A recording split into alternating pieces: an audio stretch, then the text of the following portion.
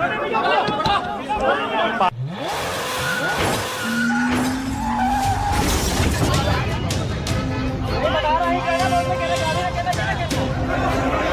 साहब, शायद इसी को रईसी कहते हैं। जिस रफ्तार से 12 करोड़ की लैम्बोर्गिनी चला रहे थे, गिरफ्तारी के बाद उसी रफ्तार से छूट भी गए। टक्कर मारकर फरार हुए थे 8 फरवरी को। पुलिस की गिरफ्त में आए 12 फरवरी को, यानी पूरे 4 दिन बाद। लगा देर से ही सही, चलो कानून का शिकंजा तो कसा, लेकिन चढ़ते सूरज की तपिश ने उस शिकंजे को पिघला दिया। दोपहर के करीब 3:30 बजे, यानी महज 5 घंटे के भीतर पुलिस की रिमांड वाली याचिका को कोर्ट ने खारिज कर दिया और मिश्रा जी के लड़के को जमानत मिल गई और वो चेहरे पर मास्क लगाए घर की ओर रवाना हो गया। मीडिया वाले सवाल पूछते रहे, जवाब ना आना था और ना आया।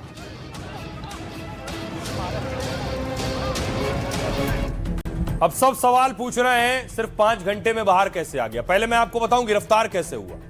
लैम्बोर्गिनी केस में शिवम को जमानत मिल गई है। सुबह करीब 8 बजे पुलिस ने इसे गिरफ्तार किया। गिरफ्तारी तब हुई जब वो एम्बुलेंस से भाग रहा था। खुद को छिपाए रखने के आधार पर इसकी गिरफ्तारी हुई। अब देखिए, सुबह के 10 बजे पुलिस शिवम को कोर्ट लेकर आई। सुबह 3:30 बजे शिवम मिश्रा को कोर्ट ने जमानत दे दी। पुलिस ने शिवम मिश्रा की 14 दिन की रिमांड मांगी। कोर्ट ने पूछा कि आखिर शिवम को गिरफ्तार क्यों किया है। पुलिस ने जवाब दिया, जांच में सहयोग नहीं कर रहा था। कोर्ट ने पूछा, आप कब से उनसे पूछताछ करना चाहते थे। इस पर जांच अधिकारी कोर्ट को कोई ठोस जवाब नहीं दे पाए, जिसके बाद रिमांड याचिका को कोर्ट ने खारिज कर दिया और शिवम मिश्रा को 20,000 का बेल बॉन्ड भरा। 8 फरवरी को लैम्बोर्गिनी ने 6 लोगों को कुचल दिया था। हादसा कानपुर में वीआईपी रोड इलाके पर हुआ था और मामला बड़े तंबाकू कारोबारी के बेटे से जुड़ा हुआ था। शिवम बाहर आ गया। अब देखिए जरा, 8 फरवरी को लैम्बोर्गिनी ने 6 लोगों को कुचल दिया था। हादसा कानपुर में वीआईपी रोड इलाके पर हुआ था और मामला बड़े तंबाकू कारोबारी के बेटे से जुड़ा हुआ था। शिवम बाहर आ गया था, जो कि खारिज हो गया है। पुलिस की कमियों के आधार पे यह रिमांड खारिज कर दिया गया है। किसी और अभियुक्त को, शिवम मिश्रा को छोड़ दिया गया है। शिवम मिश्रा को उसका रिमांड खारिज करके छोड़ दिया गया है।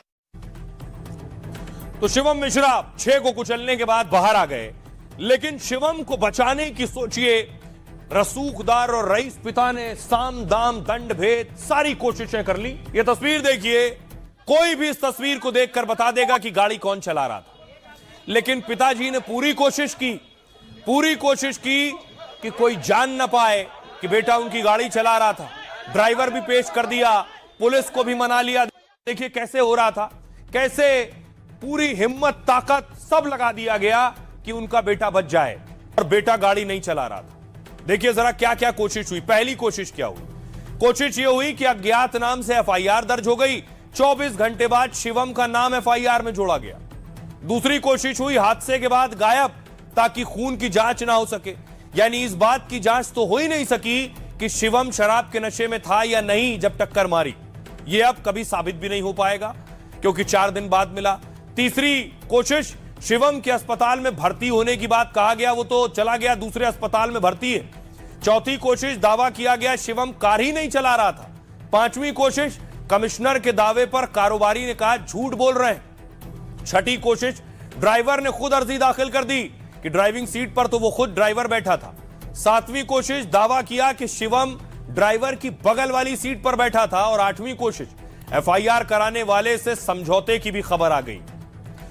तो सब कुछ पिताजी ने कर दिया, लेकिन सोचिए शिवम ने जो टक्कर मारी गाड़ी को, अगर वो भागता नहीं, अगर इतना माहौल ना बनता, तो शायद शिवम को और पहले जमानत मिल जाती। इस तरह के हिट एंड रन मामले में होता क्या है अमूमन, हकीकत यह है अगर तुरंत सरेंडर किया होता तो इसे थाने से ही जमानत मिल जाती। इसके खिलाफ लापरवाही से ड्राइविंग का मामला दर्ज होता।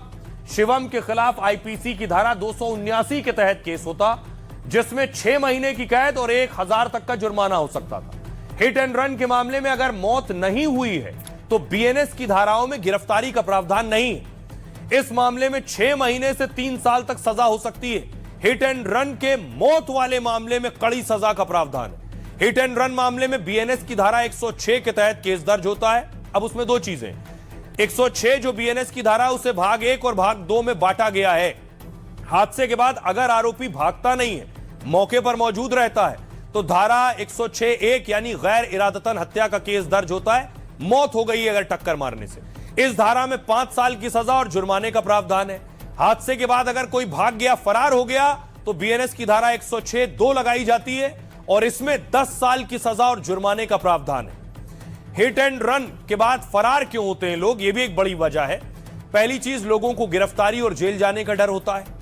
दूसरी वजह, उन्हें डर होता है कि भीड़ आएगी, हिंसक होगी तो मारपीट करेगी।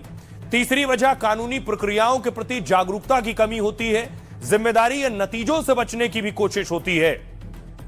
अब सुनिए जरा सियासतदान इस पर क्या कहते हैं। कानून अपना काम कर रहा है, कानून काम कर रहा है, कानूनी कार्रवाई की जाएगी और हो भी रही है। उत्तर प्रदेश में कानून अपना काम करता है और उसके सामने किसी की चलती नहीं, चाहे वो कितना भी बड़ा आदमी हो। सारे अपराधी सरकार के संरक्षण में पल फूस रहे हैं। कोडिन सिर्फ इतना बड़ा मुद्दा था, आज तक कहीं बुलडोजर की कार्रवाई नहीं हुई।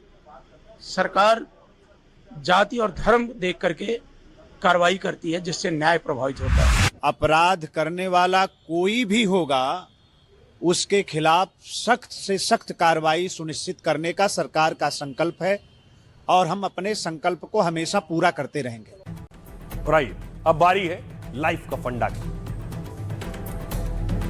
न पद बड़ा न कद बड़ा, जो दूसरों का साथ और सम्मान दे वही सबसे बड़ा। आचार्य चाणक्य ने हजारों साल पहले लाइफ का जो फंडा दिया, आज भी उसका इतना ही महत्व है। आचार्य चाणक्य ने कहा, गुणय रुत मताम याति नोच एरासन संस्थिता। मतलब पद से ज्यादा